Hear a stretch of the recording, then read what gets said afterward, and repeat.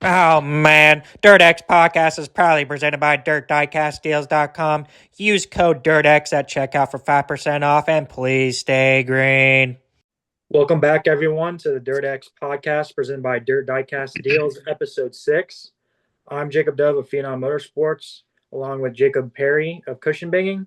And on today's episode, we have driver of the number 17 SS out of Dade City, Florida, Brenden Smith. Brenden, thanks for joining us. Yes, sir. Of course. I'm glad to be here. Brenden, I know for a while now I've been wanting you to come on here and talk about some dirt late models. Obviously, you're down here in my home state of Florida. I've been watching you for a couple of years now, but you've taken a lot of jumps racing this year. I know last year as well, but one of them being the Hell Tour. Just talk about your overall 2025 season and how's it gone so far?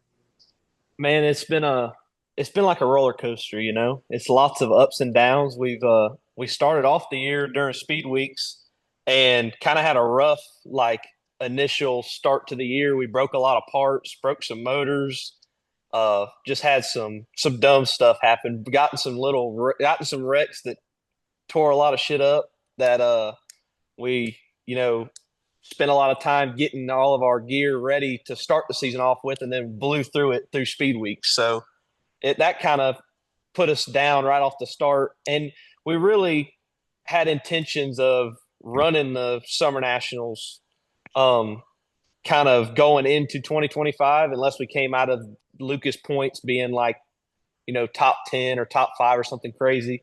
So it was a good thing and a bad thing at the same time, that like we needed a month to get off, like a couple months to regroup after we tore so much stuff up through speed weeks. So we went to the next Lucas races after speed weeks, and we pretty much just dropped off after that to pursue kind of a pick and choose schedule.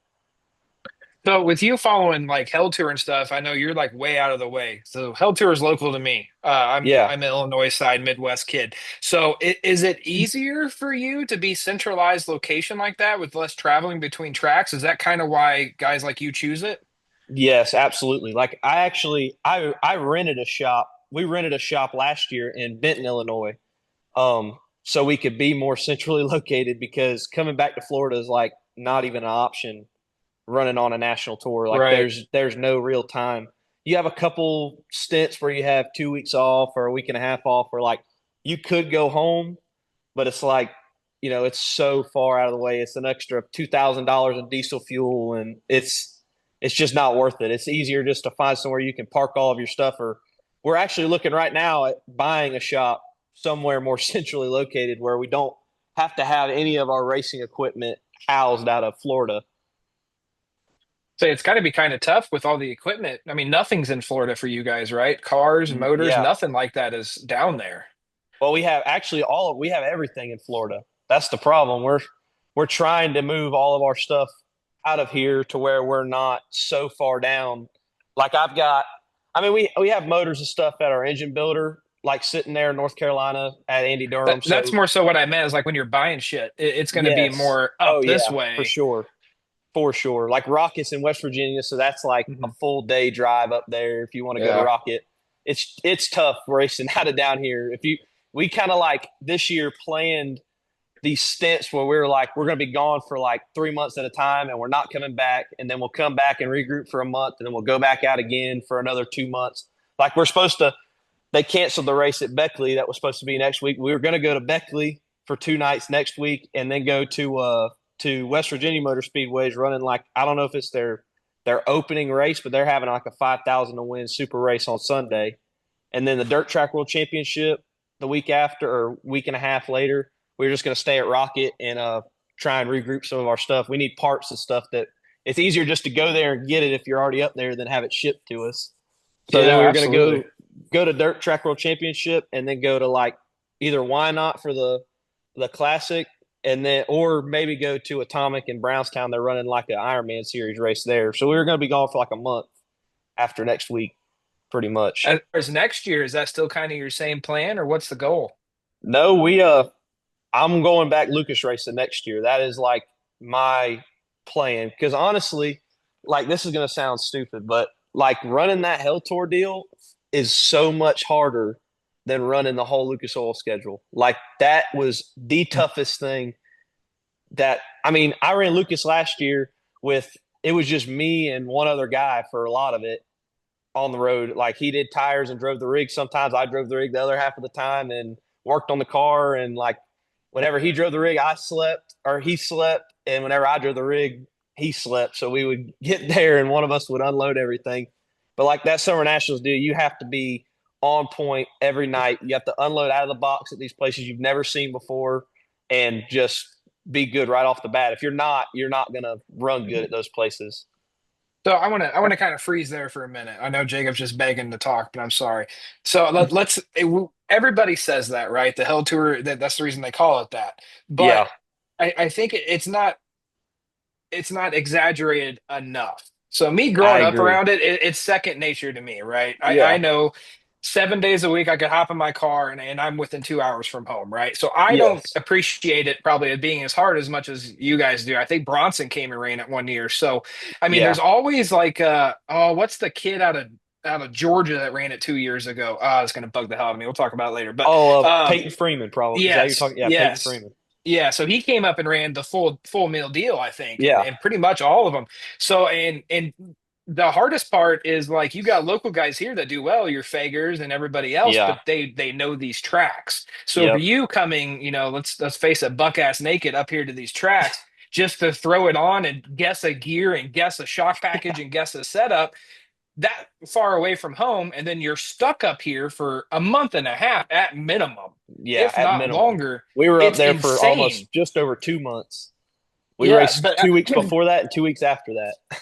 but at the same time, they design it in such a good way to where if you make the show, you're getting paid Yeah, every night of the week, Monday through Sunday. So it's a catch 22. It's awesome, and I hope it never goes away. I agree. I think it's something it's like a staple in dirt track racing. Like you have to have that has to be a thing. The Summer Mhm. Nationals has to be a thing. And it's good for the racetracks in the area because, I mean, I don't think there was a single racetrack I went to the entire 2 month span, even off Summer Nationals, that it wasn't a completely packed house. Like Tuesdays, Wednesdays, Monday nights, Sunday nights, it didn't matter. In the middle of nowhere, just packed out, people everywhere. So it's good for the racetracks to be able to hit a lick like that, Mhm. middle of the week without Well, having to have the full us payout of like a fans come out national because we don't series. have 12 supporting classes to keep us there till 2 a.m. around here either. So Yes. that's another key factor that I don't know if you follow me, I bitch about quite often. But Oh, I yeah, totally uh, agree. to maybe three support classes, they might throw a crate race in every once in a while with the Yeah. the UMP mods and late models, but it's an ever flowing show. Now, I will go on the bench and say there is some tracks on that schedule that don't deserve to be on that schedule. There is a I few absolute trenches of a shithole oh on that my gosh. schedule, You and are not kidding. Like, it's absolutely terrible. And there's guys like they used to. I don't know if they did this last year, but 2 years ago they used to give them drop nights, right? And yep. there's guys that would just gamble with their drop nights not to go to these places I just don't because blame them. it's terrible. There's multiple nights I would have done the same thing. Like What was your? Go ahead. there's multiple places like I unloaded and I'm so busy, like I'm focused on trying to get everything set up for the day and get ready for that night, making sure my guys were doing tires and shit, just making sure everything was ready to go. And I'd walk up to the racetrack like 30 minutes before hot laps to get a look at it, first look at it.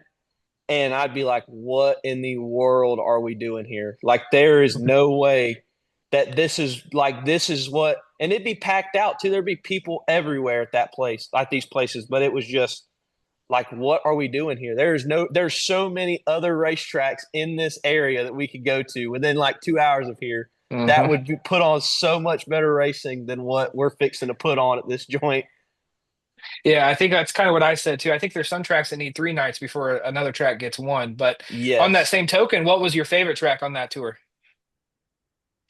Probably, this is kind of a curveball. Springfield was probably my favorite racetrack. Nice, That nice. place was badass. Like it raced really good. It raced really good the whole feature. It never like went away. Honestly, Now, I probably could break down like a top 5 for Summer Nationals pretty easily because there was only like 5 genuinely good racetracks. We really went to the whole thing. So like Springfield is number 1. Benton, Missouri was pretty cool too. Like it raced terrible all night, and they have no equipment to like work the racetrack in. And they went out and wet the top of the racetrack, like just sprayed a little bit of water around the top. All they had was a water truck and Packer trucks, and they like rolled the black off of it where it was rubbered up around the bottom, and it was the most cowboy up, wide open around the top feature like you've ever seen. It was insane. It just built this massive cushion, and everybody was able to run the fence and like throw sliders, and so that place was pretty good. But there was a lot of them that were just like I don't even understand why they try to schedule at those places still. It's not like it's the first time they've ever been there. They know what it's going to be like, and they just continue to go there. Well, I think that's part of the reason. It's the obvious elephant in the room is they know it's going to suck and the drivers are going to Yes. hate it. But guess what? We're going to make you go there because fans show up. Period. Yep, that's for So, sure. did you run Macon? Yes, I enjoy Macon. Macon's Yeah. badass. Like 100 laps of Macon's pushing, it's gonna rubber up every time. Mhm. It always will. But like those heat races and shit are badass. Like you can race hard. It's like racing at the Dome, kind of like Yeah. just more banking, a little faster. It's pretty fun. Yeah. You can't take a breath coming out of 3 going into 4. You don't have No. enough time. No, definitely not. And like the first half of that feature, that 100 lapper was insane. Like I remember the cushion was so packed in the middle of 3 and 4, it was like it like built a wall off the wall, and you had to Mhm. like hit it. One time I hit it and I thought it was going to knock the rear end out the left side of the car. Like it was, you hit it and it was just like comes to a stop, and you could drive back across the racetrack. That place does race pretty good despite being so small, and like it looks like there's no way you'd fit 20 something late models on it, but you can for sure. Yeah, it's not easy. I've been to races there that the cushion builds up so much, it builds a ramp of sorts into that fence, and Yeah. you throw it in there and back up the ramp Back up and the just ramp. throttle it down. And that's some of the fun. That's where, that's Shannon Oh Bab yeah. growing up. Yeah. I'm glad you guys mentioned that because I feel like Brennan's raced so much this year. I think, correct me if I'm wrong, you're on like your 77th race coming up this year. Yes, sir. Like 45 feature that you had. You had 4 top 5s, 12 top 10s. You mentioned earlier about some of the tracks that you're going to be racing at coming up on your schedule. Just talk about some of the, maybe races that you kind of have pinpointed that you feel like your racing style might be able to, make you more competitive, might have a chance to get up towards the top 5s or top 10s. Because, last time I seen you race in person was at Needmore. You and your brother pulled up last second, and you guys were scrambling really quick to try to get your cars prepared, and kind of talk about that too, because obviously you took on Brody, moving up with the supers, and then obviously taking on Eli Johnson down from Clewiston. He's even further south, so you guys got a lot of cars to work on, and not many people to help out. Oh yeah. So like we ran that Hell Tour deal, and kind of whenever we got home, it kind of just everybody was just kind of dispersed. Like we put everything for the whole year into that, and kind of just really honestly, it was not stupid because it's worth going and doing it one time, I feel like. But we put so much into it that now like the rest of the year is kind of like a wash. Like we're just running whatever we want, kind of running wherever, pick and choose still. So we obviously you've seen at Needmore, it was just me, Brody, and Dad. So that's the situation right now, is it's just me, Brody, and Dad. And we're working on I'm trying to hire like 4 guys to go into next year for me and Brody to try and pursue a national tour. So that's tough right now as it is to hire people, because there's not really a lot of, there's a lot of people that claim they want to do this, but there's not a lot of people that really want to go and like actually do this shit and go out on the road and plug along. And whenever it sucks, you got to stay at it and work till 4 or 5 o'clock in the morning. There's not a lot of people that are just like chomping at the bit to go and do that. So we're working on it, and it's tough right now with just me, Brody, and Dad. And Dad's had health problems and stuff, like kind of keeping us from really just the 3 of us jumping out, because we're dumb enough we'll drive to freaking West Virginia and race tomorrow, like all three of us, just the three. So it's you know, especially like you've seen us at Needmore. I already struggle at those Georgia tracks, so I kind of went into that expecting like that red clay is not it for me. I'm better at, I'm from Florida, so I shouldn't be. I'm used to racing on sand, but I usually race better at than places that are elbows up and like the Fairburys and the Peorias and Macon, and I'm better at those kind of racetracks where you have a cushion to lean on and you can hammer on it. So these places, I already knew I was going to struggle there, and obviously I did. I think we ended up like 16th or something like that at the end of it. Birdie was actually pretty good. I think Birdie ended up 12th or 13th by the end of it.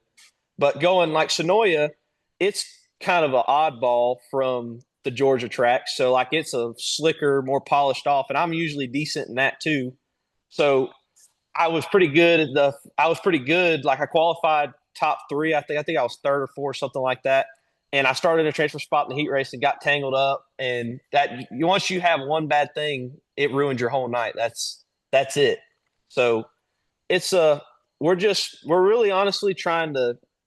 The rest of this year, we're trying to end out the year strong, obviously, but we're really just trying to put all of our resources together to get into next year.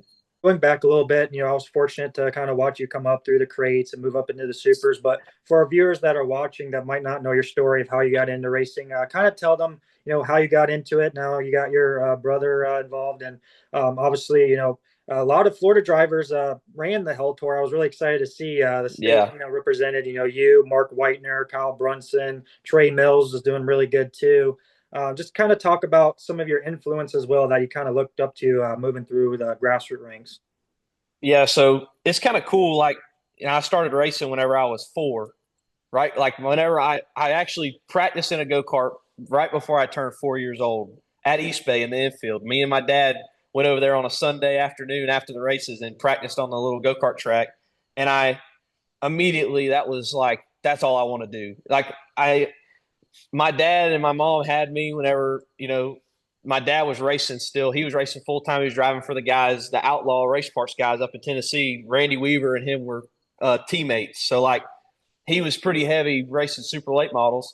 So I like immediately that's my whole life. This is what I wanted to do. I've wanted to race super late models. Like I didn't never want to drive a sprint car. I never wanted to drive, like I wanted to race super late models. That was it. I didn't care about going to NASCAR or like nothing beyond that. That's like my pinnacle. That's what I wanted to do. So I kind of like, that's what my dad has set me up pretty much my whole life. We started racing the go-karts whenever I was 4. We ran lots of national events and stuff and won a bunch of pretty, big races and stuff in that. And I did that till I was like 11 or like 10 or 11 years old. And it kind of got to the point where it was like the racing down here was just like East Bay was already not racing the go-kart track anymore. And like Dirt Devils was closing down.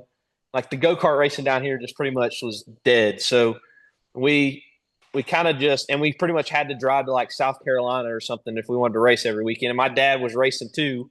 So it's kind of pointless. Like, I was already kind of getting out of the go-kart racing anyway, wasn't really as into it. So we just sold all the go-kart stuff. And actually me and Brody were both racing go-karts there at the end. So, and Birdie was, I don't know, 7 or 8 years old. He was still pretty young.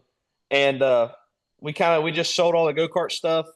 And like 2 years later, me and Birdie were playing football and basketball and doing whatever, just being kids. And I was like 12 and I told my dad I wanted to go racing again.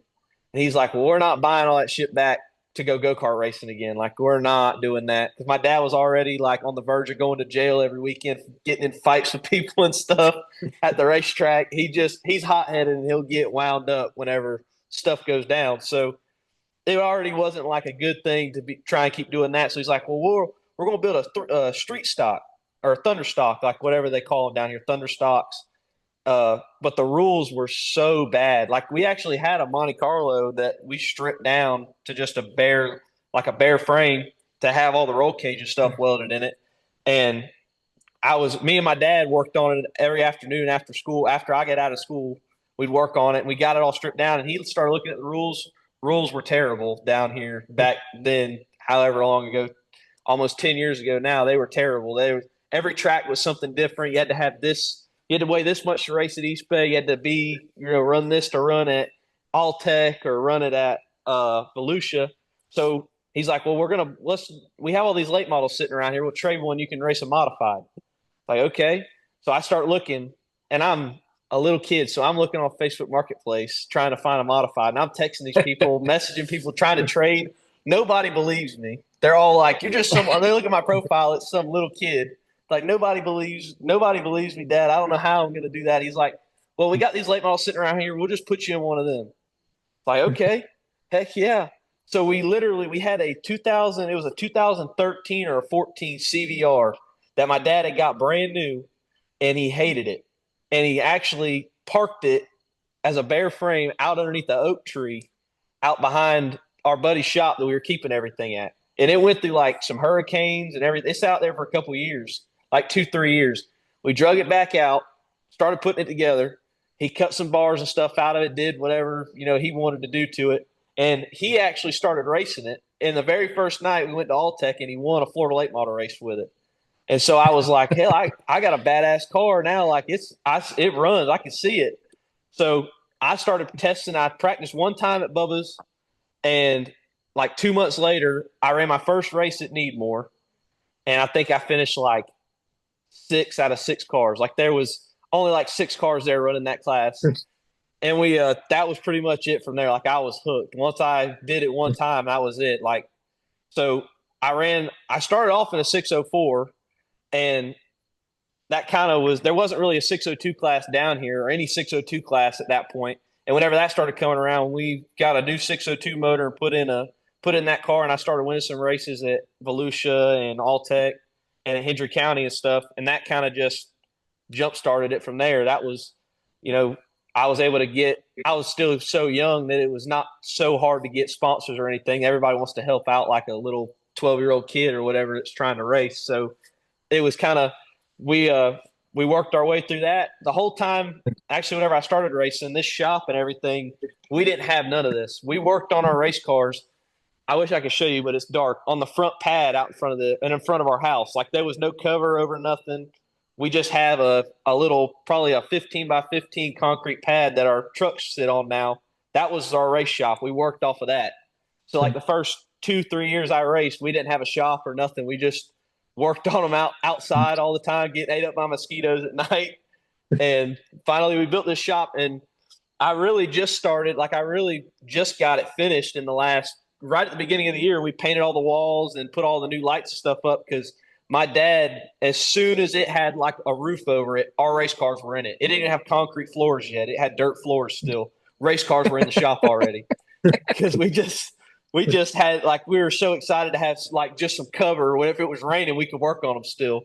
So that was kind of the way I started off, and it's just steadily progressed from there, where like now we've got freaking S&S rigs. And like, I look at it now, and it's honestly, it's unreal. Like, if I could have went back 8 years ago and showed myself like what I get to do now, like racing a super late model on a national, like, I never thought, 12-year-old me never thought that was even like a possibility, like that was ever going to happen. But it's definitely progressed. It's progressed way quicker than I thought it ever would, and I couldn't be like more thankful for it. Brenden, you mentioned about East Bay. I know myself, East Bay is one of the main reasons why I grew up with around dirt late models. I mean, if it wasn't for East Bay Winter Nationals every year, I don't think I would be involved with anything dirt late model related. So kind of talk about East Bay as a whole. Obviously, it's not there anymore. It was a big loss, for Winter Nationals and dirt late model racing as a whole, and how much that place means to a lot of people. Yeah, that place means a lot to me, because that's where I started. That's the first racetrack that I ever went to. My parents took me there whenever I was 2 weeks old to watch my dad race. Like, it's just, I grew up there watching my dad race there every other weekend or whatever. And it's just kind of, it sucks, I seen a picture the other day from Mike Horn posted it, of the 4-wide salute, the final night of the Winter Nationals. And I remember I'm on the front row with this 4-wide salute on the inside front row. And I remember like being in my helmet crying. Like, I felt like such a baby. You know, I'm fixing to start this Lucas Oil. This is for points and everything. It's this Lucas Oil race. I'm racing the whole year, and I'm over here crying on the four wide salute. Just that place, literally, you know, it it changed my whole racing. Like it put me in the position I'm in today. Like to be able to do this, going there every weekend, racing go karts there almost every weekend. Like that's what started it all for me. So that place is definitely special, and it's special to a lot of people. And it really sucks that it's gone. Go ahead. So I remember I've been to East Bay once. We were on vacation in Tampa and drove over to see it, and it was the most asinine and surreal thing to me as I'm walking up to the track. I parked in bumfucked Egypt. I don't Oh know yeah, where, but and parked out there down by the in jet front of stack. somebody's house. Like I was back home in the Midwest. That's where we park, right? Yeah, But I walk up to the track and I look down, dude, and I'm stepping on seashells. yeah. And I'm like, you Oh yeah. have to be shitting me right now. Like, this is how fancy this shit is down here. But that same year, we tried to go back to last year, but it just didn't logistically work. But that Yeah. year, I think Ziggy stole that one on the last lap. That was the Oh last man, year I was Berkey ran too, yes, and he Ziggy put on a 4 and stole it in the last corner in the last lap. I think he beat Moran, if my I think it memory was is correct. Bronson. He passed Bronson. Yeah, I was standing somebody. on Smoke Mountain on the hill on the back straightaway watching. I was a little kid up there Yeah. watching with me and my dad. I was pumped whenever I would just remember being pumped up just watching that. It was so cool. So let's you mentioned your brother a little bit, so I'm going ahead of schedule again. I remember a Hell Tour race where there was there boxing gloves afterwards, or how'd Oh that end yeah. up? Yeah, that was not good. That did not end well for me or for him. Um, yeah, that was a bad deal. I This is the only thing. I wasn't even mad at him for taking me out. Like whatever, we're racing for a transfer Mhm. spot. I was mad. Now this is I was mad that he didn't crash the other guy for the transfer spot. He let that guy transfer and just finish his one spot out. I'm like, what the hell are you doing? He came in. I said, what the hell are you doing? All you had to do was do the same shit you done to me to him, and you'd have transferred in. Now we're both not in the show. Now we both got to run a B main. It was bad. Like my dad wanted to strangle both of us. We were trying to fist fight each other. Then I have to. This is another thing added onto it. I guess during all that, some other guy got his shit wadded up in the Yeah. process, and his guys were down there trying to jump on Brody. So now I've got to defend him. I want to beat his ass, but now I've got to defend him to keep him. These guys from jumping on him. It was a bad deal. Like the guys come down there and were like, "Oh man, you run over our stuff," and Brody's like, "Who even? I don't even know which one you were. I hit everything out there in that race. I don't even know which one." So Uh, it was a bad deal.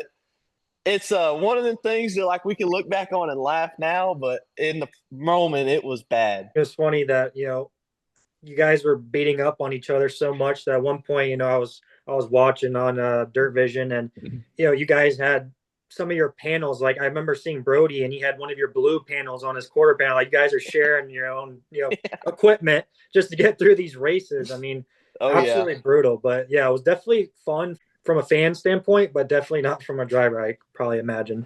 Yeah, Brody's car was brand new whenever we took it to the Hell Tour. Like he brand that new was a race car. fucking mistake. That's what I said the same thing. I said we couldn't have like taken one of these old crate cars or something back at the shop and put the super motor in it for him to run. But we went to Rocket 2 weeks before the Hell Tour. We went to Rocket and we spent 4 days up there putting this car together. I have pictures on my phone. Whenever we got up there, it was a bare frame. It was a bare frame with a deck in it. Had to have the nose built, bumper put on it, doors and quarters put on it. Everything had to be wrapped, motor put in it. I think it had most of the oil system, but it needed some of the lines and stuff put on it. All had to be plumbed. So Brody and the other guys go up there, and I was sick, so I didn't go right away. So later that week, we're supposed to test at Muskingum County on Sunday. It's Friday night. Me and Dad get in my rig. My stuff's all ready to go, and we drive up to Rocket in West Virginia. We get there early Saturday morning, immediately start working on Brody's car. And as soon as we get there, I'm like, there is no way we're testing 8:30 tomorrow morning. There's no way. Like this car needs the seats not even put in it. The motor's not got none of the lines hooked up on it. The rear end isn't all hooked. Like it had the fuel cell wasn't in it. It had so much stuff to be done. Half the body was still being built. All had to be wrapped. And then Eli's car was having the doors and quarters replaced. They had welded like the extra halo bar in it, was being painted. Like there was so much to do. So when So we hold get on, there, time out. I'm going to interrupt your story. Is this going yeah. to be the part where Mark Richards comes out to the pyro and the fog and says, "I'm your fucking savior"? Is Oh, that what's about I to happen? wish. I Oh, okay. wish. So like we had the guys down at the shop built the nose and everything on the nose jig. We brought it up there, put it on, I hooked all the motor up, plumbed it, we fired it up, got all that done, got the seat put in, and we got these new Victory seats, which shout out Chris Ferguson. We got these new Victory seats, and they're badass, but Chris has made it the biggest pain in the ass to mount these seats. I'm telling you, like, I cannot. I just put the one in my main car back here. I just put it in there earlier this week. It took me all day, like a good 8 hours of mounting a seat. So that took probably 5 hours to mount the seat in this car. And we got done. Like we put the car on the ground and we're taking pictures of it to roll it out the door and load in Brody's trailer at 5:30 in the morning. Like the sun was starting to come up. So we loaded his car and Eli's car in Brody's trailer. And like the rest of the little shit we just were going to do once we got to Muskegum. Drove straight to Muskegum.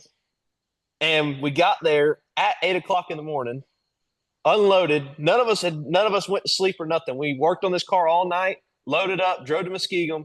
8:30 in the morning, started testing, and Eli had the car he had bought had some old oil lines and stuff on it. One of them had a pinhole in it. Well, I get in it. He asked me. He goes out there and is testing, and I get in it. And I start testing. I make like 4 laps, and it catches on fire, like flames out the hood. So I stop on the front straight, like get out with all my suit and everything on, like literally on fire. We have to get it. Donnie Moran has to go get the fire extinguisher and put it out. So we put the fire out. We changed all the oil lines in it. And I think we got done testing it probably 2 or 3 o'clock in the afternoon. And we drove straight to Eldora to get in line to park for the I think it was the Dream. But it was a full like 3-day bender of just like none of us went to sleep. We just worked on race cars and tested and did whatever for 3 days straight. I don't think any of us even moved the whole day. We had that day we were at Eldora before we parked, and I don't think any of us ever moved. We never went outside. We all just slept in the rigs the whole day. Well, you mentioned about Rocket, Brendan, and one of our questions actually was, off camera, you kind of gave us some insight to the car behind you, but obviously we've seen a lot of guys now switching to the XR2s. You got an XR 1.2 behind you, and I call them XR 1 3.14. So whatever version's out, that's what usually kind of the popular thing. But do you feel like, the relationship that you've established with Mark Richards and Rocket, that's going to continue on? Do you see yourself maybe moving up to an XR2 to kind of, get the greatest technology they say that's out there? Oh, yeah, for sure. Mark has done a lot for me in my career, and like last year on Lucas deal kind of just took me under his wing. Like I've never had a formal crew chief really. I mean, I had Brian Green for the beginning of the year during speed weeks helping me, and I had my dad, but like my dad's one of them ones like he wants me to learn it on my own and be able to get it on my own because he doesn't want to have to do it if something ever happened to him. Like he doesn't want me to be lost, not knowing what to do. So like I was doing all the setup stuff myself, and then Mark started helping me, and we picked up a ton. Like I think the first race we ran after Mark started helping me was Fairbury last year for the Lucas Oil race, and we run second in the heat race, and we were running like 8th in the feature and got tore up in a wreck on the front straightaway with everybody. Like, and then we went to the Show Me 100 and made the show both nights and locked into the feature for Saturday. Like we immediately picked up once he started helping me. So the relationship I have with with all the people at Rocket is definitely something that will carry forward as probably honestly as long as I'm racing. Like I don't see me ever being in something that's not a Rocket. Whenever they struggle, it doesn't, we're here for all of it. That's part of it. There's ups and downs. Everybody has ups and downs. Whichever one's on top of it, whatever point is not going to be there forever. It's going to come back around. It always does. It's just how this deal works. So we just, we've learned our lesson before, and we just try to stay loyal to what we know. And as far as the XR2 deal goes, I've got 4 1.2s right now. So my Summer Nationals car is a 1.2. Birdie's new car is a 1.2. The car I've been racing, like I ran PDC and stuff with, a 1.2, and then that new one up there is a 1.2, brand new. It's never even hit the racetrack. So we will probably be ordering an XR2 to go into next year. I'm sure that's kind of our plan, is to get a new car going into next year, strip everything off of one of these cars and put on a new car, just to where we have fresh frames going into 2026. But probably my backup car is still going to be a 1.2. And honestly, I've liked my 1.2. I think they are still, they didn't change because the 1.2 is not a good car. It's just because the XR1's been out since 2016. It's 2025. Like they just had to change something. It's been the same thing pretty much until the 1.2, where they'd move some bars and stuff around. It's been the same thing. So I get where they came from, and they changed it, and it's better. Like, it's right out of the gate, it does seem like it's been better. So we will be, I'm sure, making a switch soon, and hopefully, middle of 2026, we'll have all XR2s and be out, be in fresh equipment. But right now, we're just kind of running what we got, because we have brand new equipment right now. It's just not the newest stuff. It's not the XR2. So our 1.2s are probably going to stick around for another little bit. Well, we appreciate Brenden for taking time to join us. I know he spends a lot of time out there in the shop. Brenden, before we get into your segment, I want you to make a promise. Next time you get, an interview or something out on Dirt Vision or Flow Racing, give me a one-liner or something, funny to say, so I can have you in one of my next TikTok impersonations. Will do for sure. Really got to dress up for that one, huh? You two are like carbon copies of, if he grew a mustache, you'd be the same. Well, we got a get to know Brenden segment here. 5 questions for you. Just come up with the first answer that comes off your brain, and we'll get into it. All right. Sounds good. All right. So the first one is, who gave you the nicknames Big Daddy and Florida Firecracker? So, like the Big Daddy deal, my grandpa, that's what we call him, is Big Daddy. I don't know why. Like, that's been his name my whole life. That's all we've ever called him, is Big Daddy. We never called him Grandpa or nothing. He's Big Daddy. And like, that's what the Big Daddy's cattle and stuff is. That's all. That's his. He's got a ranch, cattle ranch, which they're more like pets than anything. He sold most of the cattle. I think he still has a couple, and he leases the property that they were on. But like, that used to be me and my dad whenever I was a little bit younger. We'd go every morning and feed cows and just, move them all around and shit. So that's what the Big Daddy's from. The Florida Firecracker, the Florida Cracker is what my deal always was. Well, that's like kind of touchy-feely. Like, I don't know. People don't like saying that for some reason. There's nothing derogatory about calling the Florida Cracker the Florida Cracker. There's nothing wrong with that. Yeah, right. So like, and it's not even, I wish there's nobody's going to do the research on it, but a cracker is not, it's what they used to call cowboys down here. Like, they worked in the swamp and everything. That's what a cracker, they cracked the whips. It was a cracker, but nobody's going to do the research on that. So we were in Iowa racing last year. I think we were at Davenport. I was running an MLRA race, and I don't know who the announcer was, but I remember watching the replay back, and my nickname on my race pass is the Florida Cracker. Well, the dude starts saying the Florida Firecracker, and I'm like, hell, that works too, because nobody wants to say the first one. So I think he was saying that, like, he come up with that because he didn't want to say I was the Florida Cracker. So he had to come up with something different. But that's where that comes from. Yeah, people call me that too. I don't take any offense to it. Anyways, moving on to our second question we got for you. Right now, what's your favorite Florida dirt track and non-Florida dirt track?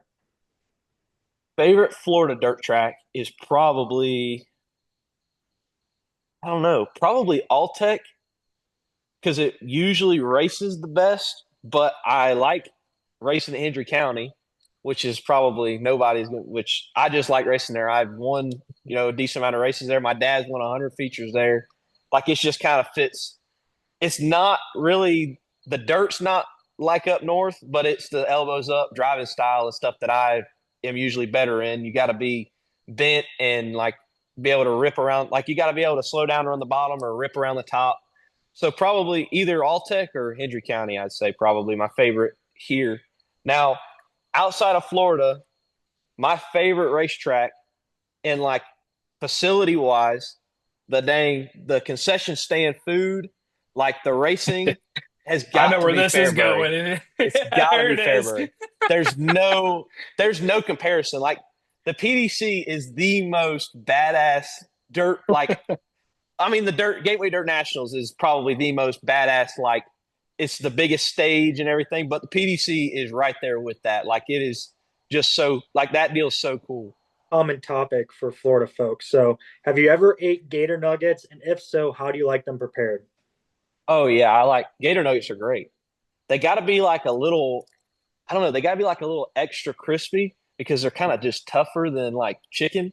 It's just like eating chicken nuggets though. So it's not, I don't know. It's good, but it's usually just tougher than chicken. So I probably just eat chicken tenders over Gator Nuggets most of the time. All right, so listen, I hope your answer is better than Jacob here. So let's say you're running out there, right? Feature time, and a gator walks across the track.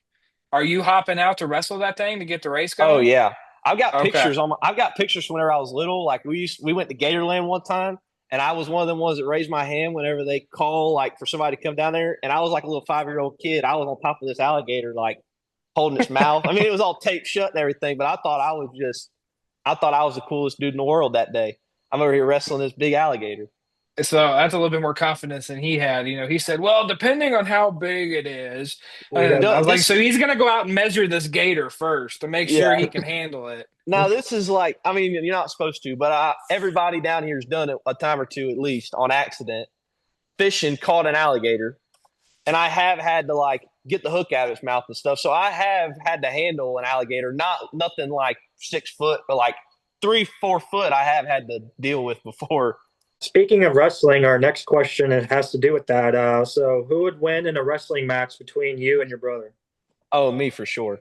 He's getting stomped. Like he knows it too. He knows he likes to like try to get me mad sometimes. I'm like, bro, I will stomp you, bud. He just, I don't know. We probably be pretty even now. We're both grown, but like I still would stomp him. There's no way. We're going to get him on here next to get his opinion on Oh this. yeah, he's gonna say him for sure. He'll say Okay. him for sure. Well, his nickname is the Slim Reaper. So, Yeah, that's true. all right. So, the last question we got for you. I know I already asked you this on TikTok and got your answer, but I had to give some content to our fans. And I know if anybody has watched my TikTok impersonation of Tyler Erb, they know what I'm going here with. But whose wiener dog is bigger, yours or Turbo's? Oh, dude, mine for sure. My wiener dog is like his name's Roscoe. He's like 12 years old, and he's supposed to be a miniature Dotson. He's not a miniature Dotson. He is like he's pretty big. He's like probably I don't know 2 foot long, and he's fat too. So definitely mine for sure. I pulled up the picture. Yeah, that wiener's got some girth on it. Yeah, he's a big guy, and he just lays on the couch all day, and then barks at the door whenever he wants to go piss. But that's all. That's like all he does now. He's just an old man. Did you think your wiener dog was thinking here when you were taking a picture of him?